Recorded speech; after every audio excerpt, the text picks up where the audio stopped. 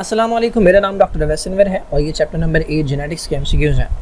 Now Mendel performed his famous experiment of heredity on which of the organisms? तो Mendel ने अपने जो experiments किए थे वो पी प्लांट के ऊपर किए थे। वो गार्डन पी था कि जिसके ऊपर मेंडल ने अपने एक्सपेरिमेंट किए थे।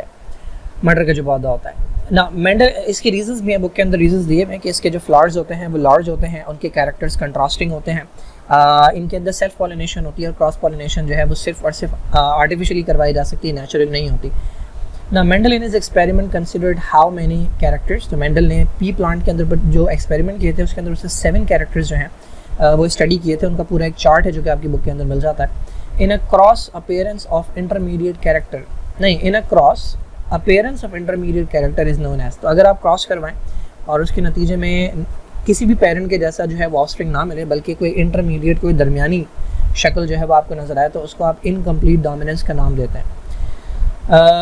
इसके बरक्स को डोमिनेंस जो होता है उसके अंदर दोनों पेरेंट्स की झलक जो है वो आपको नज़र आती है अलग अलग, ठीक है। लेकिन फॉर एग्जांपल अगर एक रेड फ्लावर वाला प्लांट है और एक वाइट फ्लावर वाला प्लांट है, इन्हें क्रॉस करवाने के ऊपर पिंक आ रहा है, तो ना ये नज़र आ रहा है ना ये नज़र आ रहा है, बल्कि दोनों के मिक्सचर से इंटरमीडिएट बन रहा है, तो ये इनकम्प्लीट डोमिनेंस है। बट अगर एक ही फ्लावर के अंदर कुछ पेटल्स जो हैं वो रेड हैं, कुछ पेटल्स जो हैं वो वाइट हैं, तो फिर ये कोडोमिनेंस कहलाता है। एपिस्टेसिस कहते हैं इंटरफेरेंस को, एक जीन दूसरी जीन के काम में जब इंटरफेरेंस करती है उसको काम करने से रोकती है तो उसे आप एपिस्टेसिस कहते हैं ना। If in a cross both contrasting characters equally appear, तो ये वही वाली बात है कि आधे पेटल्स जो हैं वो पिंक है, आधे पेटल्स जो हैं वो येलो कह रहा हूँ वाइट, तो ये अलग अलग कलर नज़र आ रहे हैं, so this is known as codominance, ठीक है ना। Blood group which is also known as universal donor, तो मैंने प्रॉपर्ली एक्सप्लेन किया है कौन किसको ब्लड दे सकता है और किसको यूनिवर्सल डोनर किसको यूनिवर्सल एक्सेप्टर कहते हैं। तो यूनिवर्सल डोनर का मतलब है कि इसका ब्लड आप निकाल कर किसी भी बॉडी में डाल सकते हैं। अब वो कौन सा ब्लड है जिसको निकाल कर किसी भी बॉडी में डाला जा सकता है, तो वो ऐसा ब्लड होगा कि जिसके ऊपर कोई निशान ना लगा हो, कोई एंटीजन ना लगी हो। क्यों? क्योंकि जब कोई निशान होगा ही नहीं, जब कोई एंटीजन होगा ही नहीं, तब उसके खिलाफ अटैक नहीं किया जा सकता। तो वो ब्लड ग्रुप ओ नेगेटिव है, क्योंकि ओ के ऊपर ना तो ए एंटीजन होती है ना बी एंटीजन होती है और ना ही इसके ऊपर RH एंटीजन होती है, तो कोई एंटीजन नहीं है, तो अटैक करने वाला किसके खिलाफ अटैक करेगा ना। Each human being possess pair of chromosome, तो जब भी पेयर्स की बात होती है तो क्रोमोसोम आधे हो जाते हैं, तो हमारे पास टोटल 46 क्रोमोसोम होते हैं, तो पेयर्स की बात करेंगे तो ये 23 पेयर्स हो जाएंगे ना। Which characteristic is not associated with diabetes mellitus, तो डायबिटीज मेलाइटिस एक ऐसी कंडीशन है जिसके अंदर ब्लड ग्लूकोज जो है वो बढ़ जाता है, तो ये एक एंडोक्राइन डिसऑर्डर है, बिल्कुल, क्योंकि एंडोक्राइन ग्लैंड से रिलेटेड है। इसके अंदर इंसुलिन की डेफिशिएंसी हो जाती है, बिल्कुल इसके अंदर इंसुलिन की डेफिशिएंसी होती है। परसिस्टेंट थर्स्ट होती है, मुसलसल प्यास लगती है, उसका रीज़न ये है कि जब एक्सेस ग्लूकोज होता है तो वो यूरिन में जाता है, यूरिन में जाता है तो वो पानी को साथ लेके जाता है, तो बॉडी में पानी की कमी हो जाती है, जिसकी वजह से हाइपोथैलेमस जो है वो सेंसेशन प्रोड्यूस करता है थर्स्ट की, तो ये तीनों चीज़ें होती हैं। लो ब्लड ग्लूकोज नहीं होता, हाई ब्लड ग्लूकोज होता है ना। Point out the mismatch, TH Morgan जो है उन्होंने एक्सपेरिमेंट किए थे ड्रोसोफिला के ऊपर, I hope it's right, I think this is right.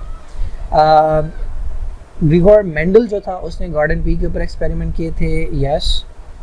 जो एपिस्टेसिस है वो टर्म बेटिसन ने दी थी, यस।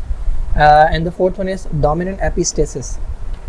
तो एपिस्टेसिस की 2 वैरायटीज़ होती हैं, एक डोमिनेंट होता है और एक रिसेसिव होता है। जो डोमिनेंट वाला है उसका रेशो होता है 12:3:1, जबकि जो रिसेसिव एपिस्टेसिस होता है उसका रेशो होता है 9:3:4, तो ये इनकरेक्ट है ना। The total aggregate of genes in a population at any one time is called, तो टोटल एग्रीगेट तमाम जीन्स को मिलाकर जो बैग बनता है उसे हम जीन पूल का नाम देते हैं। क्रॉसिंग ओवर वो प्रोसेस होता है कि जिसके अंदर क्रोमोसोम्स जो है होमोलोगस क्रोमोसोम्स अपने कुछ पार्ट्स एक्सचेंज करते हैं। लिंकेज कहते हैं एक ही क्रोमोसोम के ऊपर जो जीन्स होती हैं उनका एक साथ मूव करना बिना क्रॉस ओवर हुए, तो वो कहलाता है लिंकेज।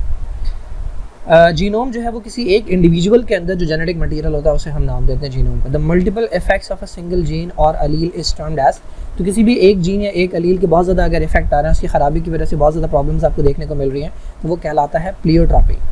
तो फिनाइल कीटोन यूरिया के अंदर हम देखते हैं कि एक एंजाइम की कमी की वजह से जो है वो आपको मल्टीपल इफेक्ट्स नज़र आता है।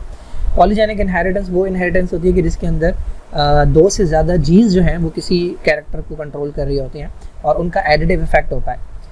कंटिन्यूसली वेरिएंट ट्रेड वही कैरेक्टर्स होते हैं जो कि पॉलीजेनिक इनहेरिटेंस के अंदर होते हैं, यानी ऐसे ट्रेड्स होते हैं कि जिनके ऐसे कैरेक्टर्स होते हैं कि जिनके आपको बहुत ज़्यादा वेरिएशन नज़र आते हैं।